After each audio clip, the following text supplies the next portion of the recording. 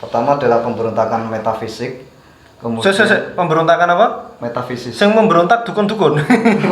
Dibangun teori ngono ya. Teori itu untuk mengabsahkan perilaku itu. Perilaku nggorok pembunuhan ya itu. Mungkin kejahatan itu kan lebih bersifat sesuatu yang emosional. Jadi aku rasa nembek kowe ya, kowe apa? Pateni. Saya bunuh santet dan sebagainya. Kejahatan yang saya lakukan ini absah karena untuk mendukung cita-cita yang lebih besar kayak itu. Kenapa di Jawa nggak ada biasi rasionalis itu? Karena mbak-mbak kita menciptakan kopi ini loh, bahwa segala sesuatu bisa dirembuk. Oke.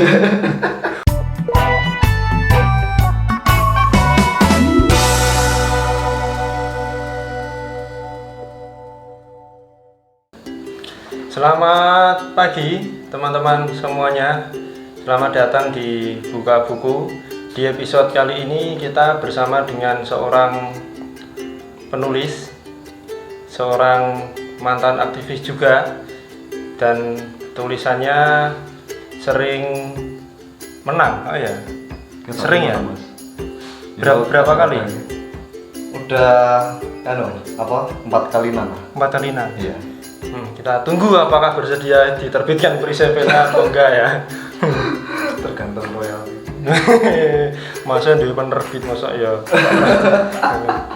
Oke, lanjut di konten Buka Buku. Ini Mas Alif akan coba mengolah sebuah buku. Buku apa? Ini bukunya Albert Camus. Ditunjukkan ke kamera no. Iya. Jadi ini Albert Camus, judulnya adalah Pemberontak. Sebenarnya ada 2 sih, cuman satu novel Crime and Punishment, cuman mungkin nanti disembarikan aja di konten selanjutnya ya. Iya. Sebelum masuk ke buku Albert Camus itu siapa gue? Ya, Albert Camus ini mungkin sekilas ya tentang dia seorang filsuf alirannya eksistensialis. Sedikit eksistensialis dia apa? Eksistensialis itu adalah sebuah aliran filsafat yang dia mendahulukan eksistensi daripada esensi. Ini ada sebuah kayak pembalikan gitu loh Mas. Jadi biar ini para filsuf itu banyak membahas soal esensi atau hakikat. Nah ini pada aliran eksistensialis itu mereka membalikkan. Jadi sebelum kita ngomong soal hakikat dulu itu kita harus eksis dulu, mempelajari si eksistensi itu dulu. Itu apa nih Sartre? Sartre kan dewannya eksistensialis kan? Iya. Terus ini adalah sahabatnya. Oh, koncoplek. Iya, koncoplek kan. Kayak aku mbek kowe. Waduh. Oke, kok judulnya pemberontak? Ingin memberontak apa itu? Atau maksudnya gimana itu? Nah, ini buku ini pertama kalau kesan saya pas waktu zaman sebelum jadi mantan aktivis, saya kan tertarik dengan buku ini karena melihat tulisannya pemberontak kan. Jadi dulu kan ya pas muda-muda aktivis. Jiwa pemberontaknya tinggi ya. Pemberontaknya tinggi. Nanti seniornya barang diberontak kan. Oh iya, kuwi anu. Nah, ya jiwa-jiwa muda seperti itulah. Akhirnya kalau cah nom ya. Sebagai cah nom akhirnya kalau pas lihat kata pemberontak ini, wah ini buku menarik kayak gitu. Habis itu. Tapi kenal Albert Camus dulu ya? Oh, aku ngerti Albert Camus. Apa belum? Waktu beli buku ini. Masih sekilas ya. Taunya dia seorang filsuf eksistensialis gitu. Siap. Cuman bagaimananya belum begitu paham waktu itu. Nah, di buku ini sebenarnya ternyata saya agak kecelek kayak gitu. Keceleknya gimana? Ternyata si Albert Camus ini dalam bukunya ini sebenarnya lebih kepada bukan untuk menjelaskan soal bagaimana cara memberontak. Ya. Cuman lebih kepada malah mempertanyakan. Mempertanyakan sebenarnya pemberontakan itu perlu nggak sih? Siapa dan berhak atau enggak kayak gitu. Nah, jadinya ini jadi masalah yang esensial soalnya kan kita hari-hari ini masih sangat dengar kan ya, sering sekali kan kawan-kawan muda, kalau saya kan udah agak tua gitu. Aku ya. Kawan-kawan muda kan sering berbicara soal revolusi, memberontak dan sebagainya kayak gitu. Kawan muda kita dulu, saya pojok ngomong pemberontak dolanan TikTok gue. Lah ya mbah gue. Pemberontakan paling selebgram. Nah, di sini ternyata dia lebih kepada mempertanyakan, Mas. Ternyata yang dikritik adalah itu sebenarnya soal keabsahan. Jadi kan di sini kan buku ini didahului oleh apa itu si Albert Camus dia menjelaskan bahwasanya ada untuk fenomena sekarang itu ternyata ada kejahatan yang itu sifatnya apa ya disusun atas teoritis, atas susunan-susunan apa itu premis-premis logika dan sebagainya. Aslinya niat jahat tapi ono logika pendukungnya digawe ngono kuwi. Ya seperti itu. Kuwi ning Indonesia apa ning ndi? Nah itu kalau ini fenomena umum. Oke. Karena dulu kan mungkin kejahatan itu kan lebih bersifat sesuatu yang emosional. Jadi aku rasa nambah kowe ya kowe apa pateni saya bunuh santet dan sebagainya. Mergo rasa kan, mergo apa nggak suka kayak gitu. Nah, tapi di sini ternyata pada abad ke-20 ini sekarang kejahatan itu atau pembunuhan itu bukan hal yang seperti itu, tapi lebih berlandaskan pada itu tadi, ada alasan-alasan, ada premis-premis yang kemudian digunakan untuk apa ya, mengabsahkan tindakannya itu. Misalnya apa itu? Ini ya, ketika saya apa namanya kehidupan saya miskin semisal, tapi ternyata saya apa itu suka baca buku dan sebagainya. Akhirnya apa ya? Akhirnya ada suatu bias di situ antara perasaan saya yang menderita miskin, kemudian saya menemukan sebuah teori, membaca buku teori tentang perubahan, kemudian tentang pemberontakan, revolusi dan sebagainya. Akhirnya saya menggunakan teori itu untuk semisal katakanlah membunuh apa itu mencuri ngono misalnya. Ya, semisal kayak mencuri atau merampok gitu, merampok untuk dana revolusi semisal kayak itu. Atau untuk menggunakan kejahatan-kejahatan lain untuk mendukung bahwasanya itu kejahatan yang saya lakukan ini absah karena untuk mendukung cita-cita yang lebih besar kayak itu. Suangar ya. Nah, itu dilematis itu. Boleh atau enggak seperti itu kayak gitu. Nah, itu yang dipertanyakan di sini. Dan ini adalah kecenderungan fenomena abad 20. Contoh yang umum yaitu ya perang ya. Perang itu kan apa jenenge? Misalnya penjajahan, kemudian ono teori pendukung. Misalnya kayak Indonesia dijajah Belanda. Ternyata Belanda waktu kuwi dijajah ngendi to kan? Italia apa ngendi to? Saat itu jadi terus Perancis ya. Terus ada misalnya iki aku kudu bayar upeti ning Perancis sehingga aku nanti tak jajah Indonesia semacam ngono kuwi ya. Iya, pengabsahan teori itu kan ada apa itu 3G itu. God, glory, gospel kayak itu. Nah, itu bentuk-bentuk pengabsahannya seperti itu. Lanjut terus bukunya kuandele semono kuwi bicara tentang kuwi kok iso kandel semono. Ya dia mengulas banyak ini. Ini memang bahasa bodoh absurd ini. Ambil mudah ya. Mulai. Sorry ya. Aku ya tak diruput. Di sini Albert Camus itu dia mencoba merekam berbagai pemberontakan yang ada macam-macamnya. Pertama adalah pemberontakan metafisik. Pemberontakan apa? Metafisis. Yang memberontak dukun-dukun. Orang mas. Dan kalau ini contohnya di bawah Camus itu lebih kepada background Eropa saat itu. Eropa yang mengenal metafisik kan? Iya, dulu kan ada zaman Eropa kan ono dewa-dewa gitu mas. Oh, mitologi. Zeus dan sebagainya kayak gitu. Nah di sini dia mencontohkan seperti itu, kayak mitologi Zeus dan Prometheus. Jadi ini kan dia mencontohkan pemberontakan metafisik seperti itu. Jadi kayak apa ya, intinya itu kebangkitan manusia untuk melawan sesuatu yang adi manusiawi, kayak dewa kayak itu. Kan manusia kan mencoba memberontak dewa. Istilahnya kalau ibaratnya Tuhan lah kayak gitu. Kalau secara ini ya bahasa yang lain kayak itu. Dia mencoba memberontak, nggak mau tunduk atas narasi atau perintah-perintah yang ditelurkan untuk dewa. Nah, saat itu, terus sisi rasionalnya gimana? Jadi di situ di mitologi Prometheus itu kan si dewa itu kan digambarkan Zeus itu kan kejam. Dia kejam, terus kemudian mencoba apa ya? Istilahnya meminta, kan di situ kan ada sebuah cerita di mana Zeus kan minta dikasih korban lah istilahnya dulu ya, korban berupa daging dan kekayaan itu yang disembahkan oleh ke Zeus itu. Nah, si Prometheus istilahnya karena kecintaannya terhadap manusia kan konon kalau di mitologi apa Yunani itu kan manusia itu kan ciptaan dari si dewa namanya Prometheus ini. Prometheus itu apa nih Zeus? Prometheus itu kalau dalam beberapa kisah itu dia adalah kayak temannya kayak itu. Oh, koncoplek. Iya. Jadi dia separuh manusia apa titan lah istilahnya. Iya, gitu. iya. Jadi dia lebih memihak manusia ya. Dia memihak manusia karena saat itu dia menciptakan manusia. Jadi kan ini yang kemudian jadi asal usul manusia di dalam mitologi itu. Jadi manusia diciptakan berbeda dengan hewan. Jadi kan hewan itu kan dia punya kekuatan, taring, terus kemudian bisa terbang, cakar dan sebagainya. Akhirnya dia berkuasa dalam ekosistem alamnya itu. Sedangkan manusia kan kita nggak punya bulu kayak itu. Bulu duwe nek bulu cakar sing duwe. Ya maksudnya langsung kulit itu Iya. Kita kan harus pakai baju untuk melindungi gitu.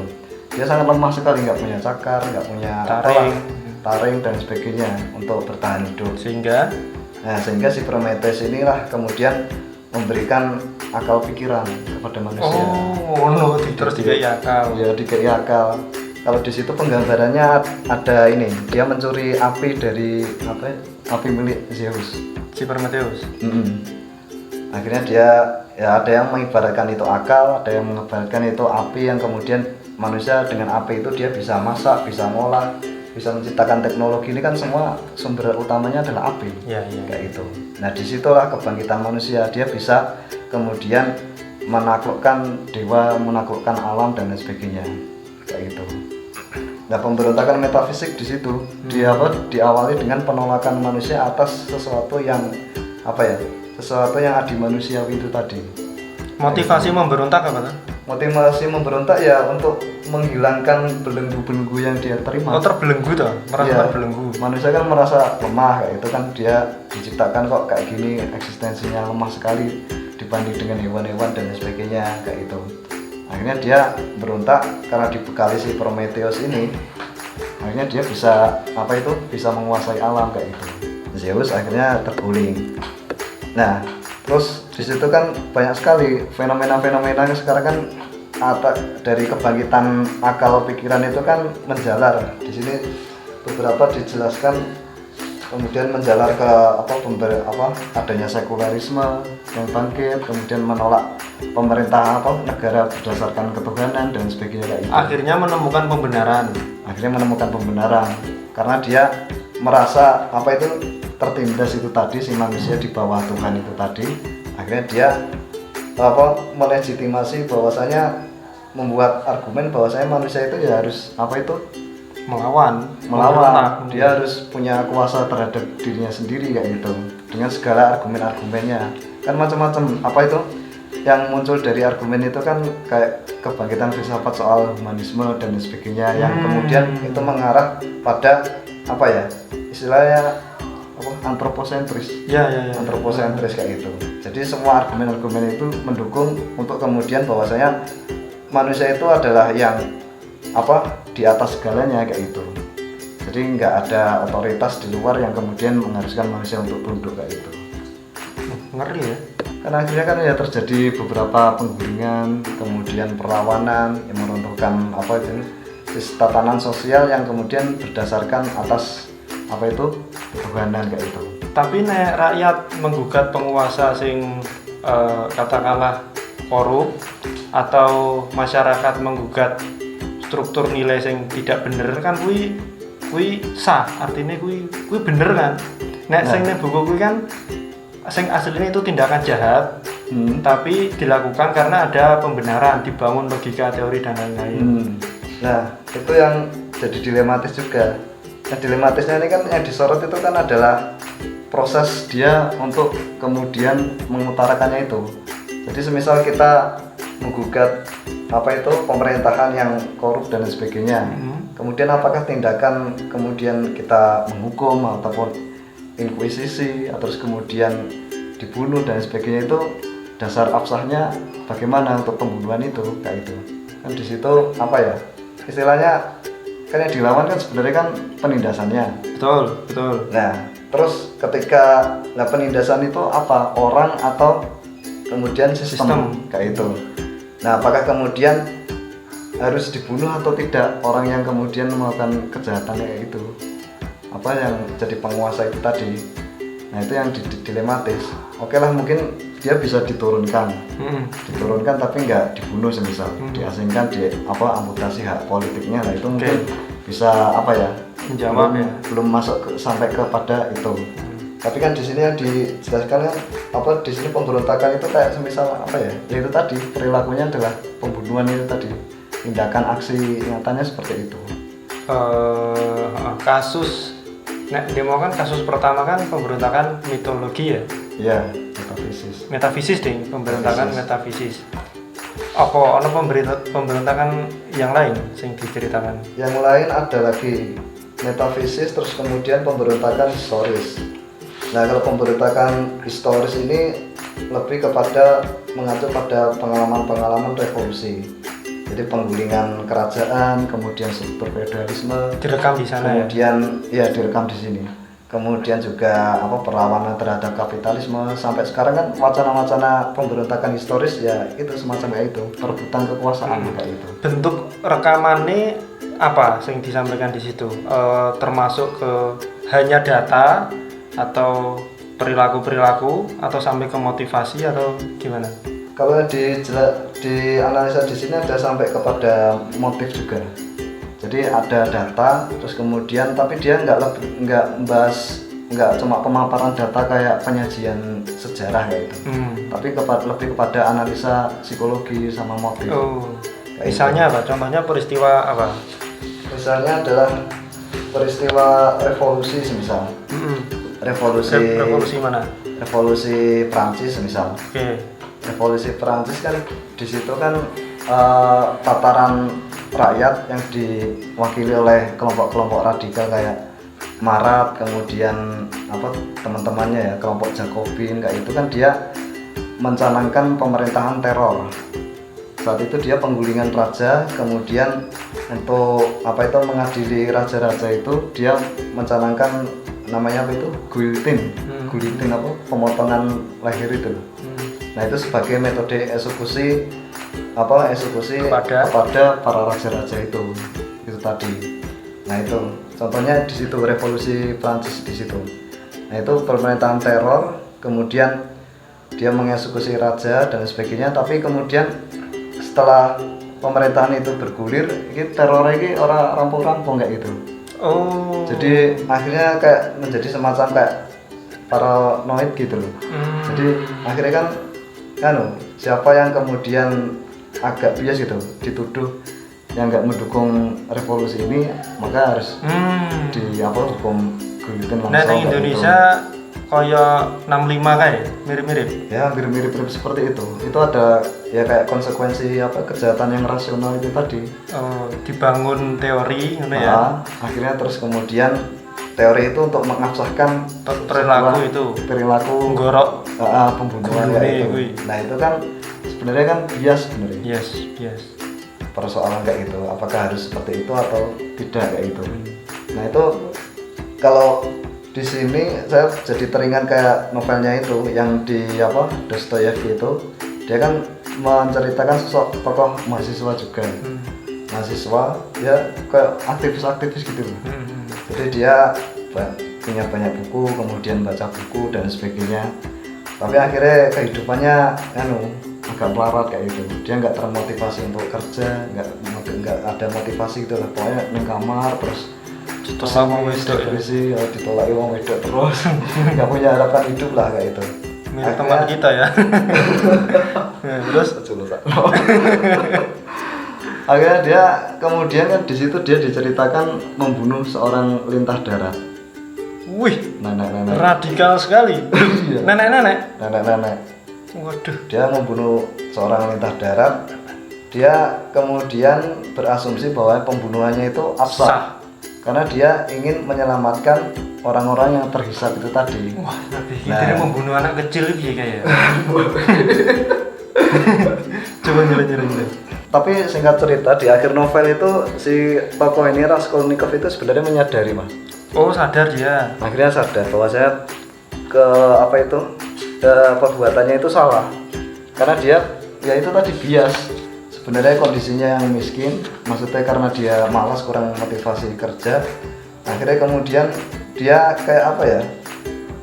Saking susah gitu terus tercampur dengan teori-teori yang dipelajarinya akhirnya kayak jadi bentuk khayalan gitu.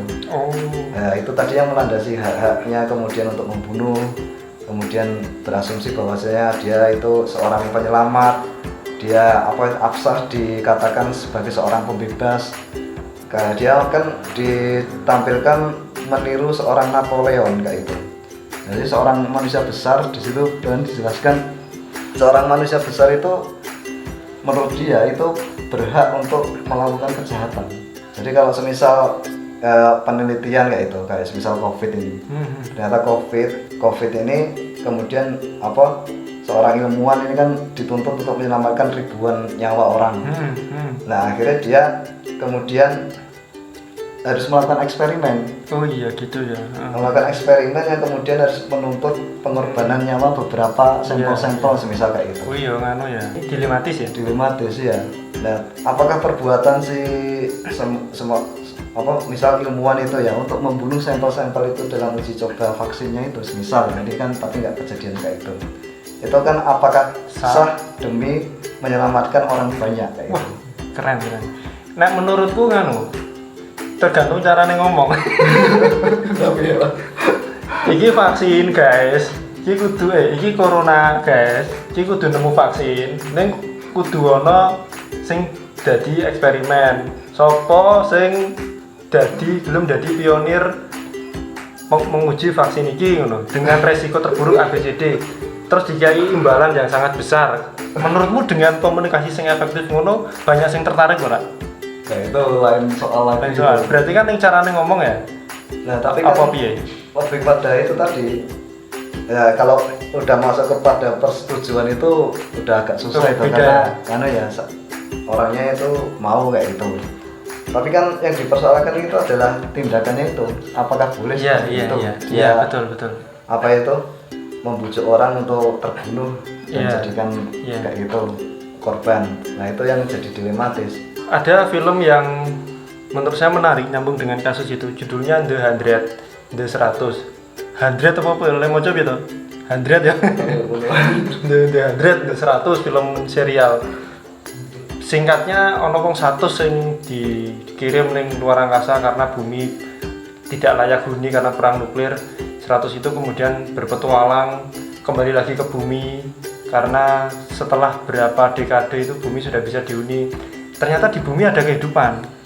Terus karena perang nuklir kan ini ya, nek metu-metu kudu nganggo APD, terus kudu ning laboratorium apa.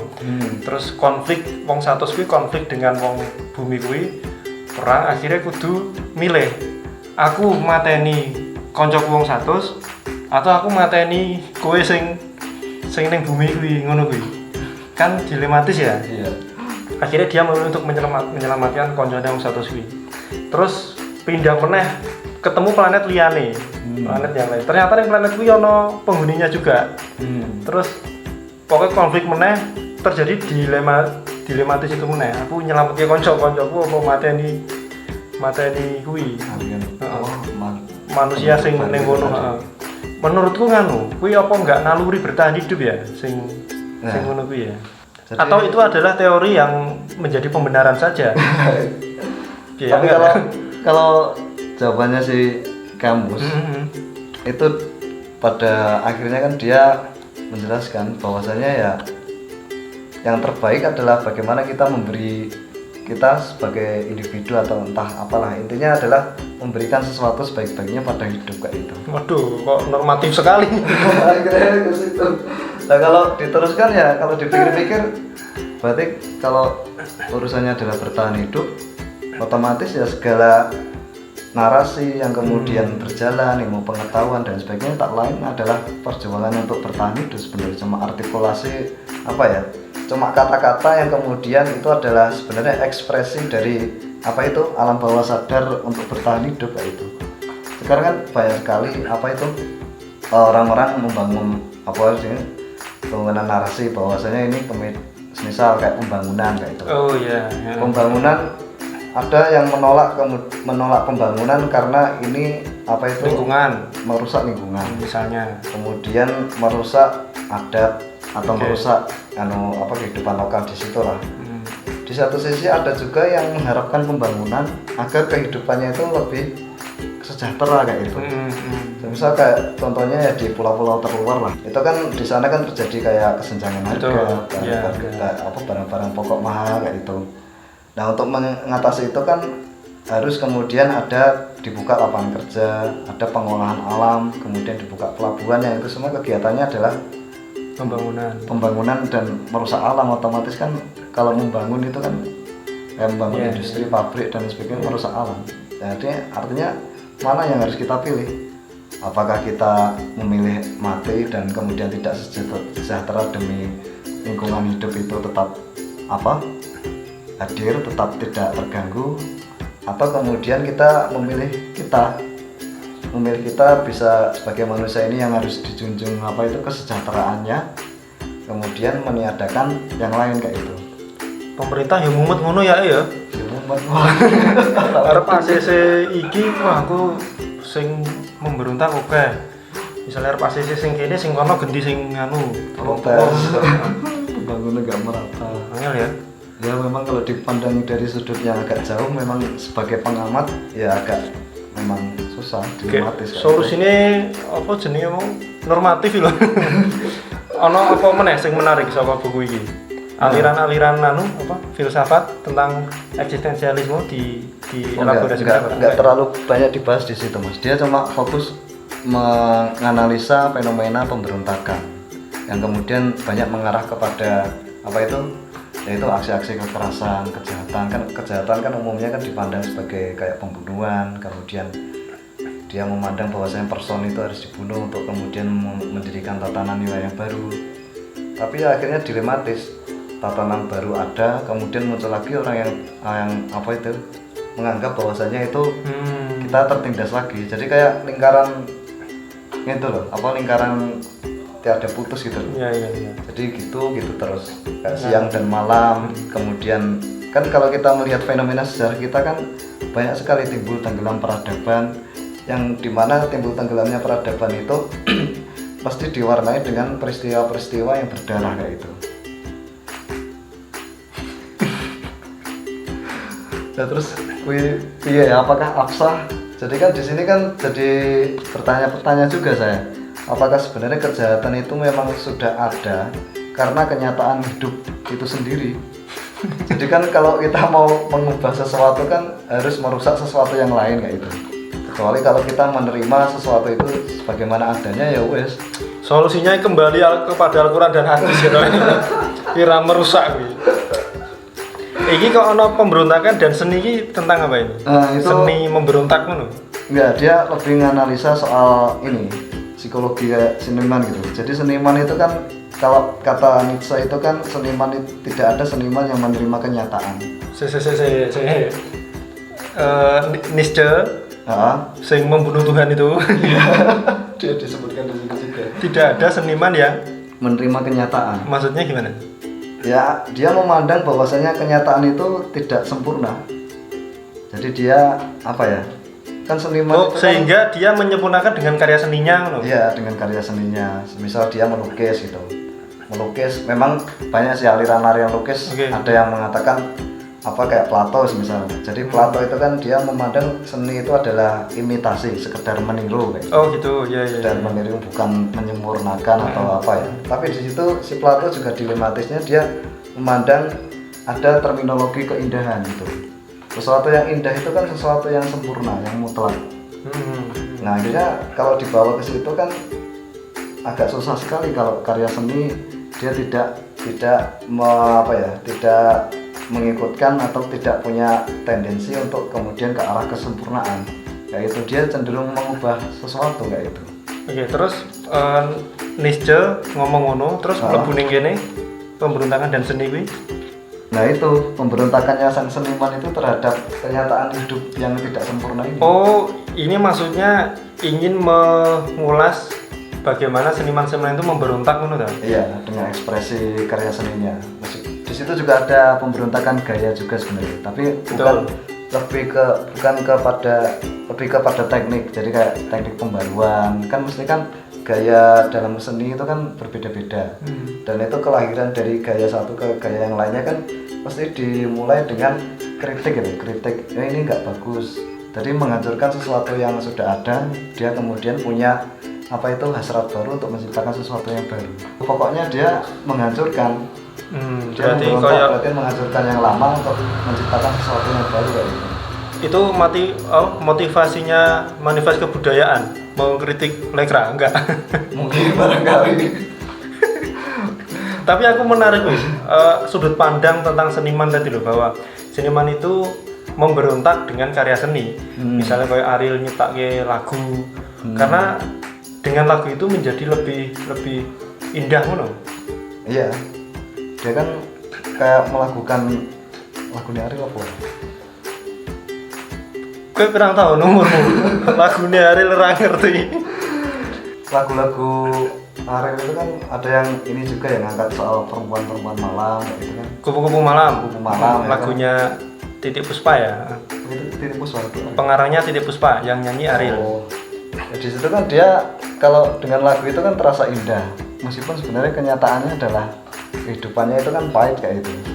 Nah, dia mencoba mencari sesuatu yang sempurna tadi, menolak kenyataan itu. Menolak kenyataan si kehidupan si pelacur itu tadi kayak itu. Dengan kemudian menarik istilahnya kisah hidupnya, terus kemudian dia begini terus karena mencari untuk bertahan hidup dan sebagainya. Meskipun kadang-kadang juga nggak sepenuhnya seperti itu. Kok ono lagu sing marai sedih kuwi antitesis berarti? Jadi tergantung motif lagunya. Dia menyatakan lagu yang sedih itu karena untuk apa? Apakah untuk kemudian menolak atau untuk sekedar dramatisir kesedihannya, atau justru sebenarnya pesannya itu adalah bagaimana untuk menolak kenyataan yang sedih itu tadi. Yang penting sudut pandangnya Albert Camus menawarkan sudut pandang itu tadi ya, bahwa seniman itu memberontak gitu ya. Nek pemahat dengan gawe patung, nek pelukis dengan gawe lukisan. Berarti Tuhan ini menciptakan manusia sebagai karya seni indah ini memberontak terhadap apa wi? Mungkin memberontak atas karya-karya sebelumnya. Karya sebelum Tuhan ini karyanya semua. Wih bahaya. Ki ono 3 macam kesurupan. Suwe-suwe dadi dukun nih kalau macam itu. Dia lebih ke ini sih Pak. Kalau di bab tersebut dia menjelaskan soal bias irasional itu tadi. Apa itu? Jadi kadang-kadang ya senada. Jadi teori-teori yang ilmiah, seakan-akan ilmiah. Kemudian itu kayak ya sebenarnya seolah-olah itu benar, cuman dalam perilaku Kalau orang udah tek sama sesuatu yang sempurna, sesuatu yang baik, itu kadang-kadang itu kayak menjadi ekstase, jadi kayak sesuatu yang membukakan kayak itu. Jadi karena misal saya menciptakan masyarakat yang adil kayak itu. Utopia. Ya, semisal utopia kayak itu. Saya mikir terus tentang itu masyarakat adil. Lama-lama kan habis itu melihat realita tidak bagus. Akhirnya terluka lagi. Kita terus kemudian kembali ke lagi yang ke adil. Yang utopia itu tadi. Semakin melihat ke sini terluka lagi ke situ akhirnya kayak semacam kita kesorot ke masyarakat yang adil itu tadi. Nah, karena nggak udah orang betah jenenge wis nggak rasional kan, nggak bisa melihat keadaan, akhirnya dia melakukan tindakan-tindakan yang sifatnya radikal. Aku berarti hampir ke sana ya. Aku melihat bojoku nyatane ngono, aku bayangke bojoku ngene. Terus melihat bojoku ngono. Sebentar lagi aku radikal ya, memberontak ya aku. Iya. Ada pesan juga ya buat itu. Karena akhirnya ya itu tadi, karena normatif itu tadi untuk mengatasi obsesi kita tentang sesuatu yang sempurna tadi. Jadi semua itu harus balance gitu. Obsesi tentang kemutlakan itu akan susah. Pasti kalau dipaksakan akan melahirkan kejahatan itu tadi, kejahatan yang berdasarkan apa ya, dasar-dasar cita-citanya dia itu tadi kayak gitu. Nah akhirnya itu yang jadi problem-problem dilematis. Kesimpulannya kalau bukan berarti kejahatan itu adalah sesuatu yang fitrah dalam kehidupan.